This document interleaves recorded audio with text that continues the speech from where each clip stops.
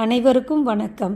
சிவன், விஷ்ணு, பிரம்மா ஆகிய முப்பெருங்கடவுளும் ஒன்றின் மேல் ஒன்றாக அமைந்துள்ள ஒரே கோவில் நமது தானுமாலையன் கோவிலாகும். இக்கோவிலின் தல வரலாற்றை ஒரு கதையின் மூலம் காண்போம். ஒருமுறை அத்திரி முனிவரும் அவருடைய இல்லத்தரசியும் கற்புக்கரசியுமான அனுசுயாவும் ஞானாரண்யம் என்னும் பழம்பெயர் பெற்ற சுசீந்திரத்தில் தவம் செய்து கொண்டிருந்தனர். அந்நிலையில் அத்திரி முனிவர் இமயமலைக்கு சென்றார். அச்சமயத்தில் சிவபெருமான், விஷ்ணு, பிரம்மா ஆகிய முப்பெரும் கடவுளும் அனுசுயாவின் கற்பை சோதிக்க எண்ணினர்.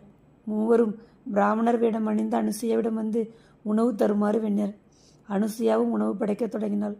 அப்பொழுது மூவரும் ஒரே சேர, ஆடையணிந்த ஒருவரால் பரிமாறப்பட்ட உணவை நாங்கள் உண்ண மாட்டோம். அதை கேட்டு திடுக்கிட்ட அனுசுயாவோ என்ன செய்வதென்றே அறியாமல் தன் கணவர் திருவடி கழுவிய நீரை மூவரின் மீது தெளித்தாள்.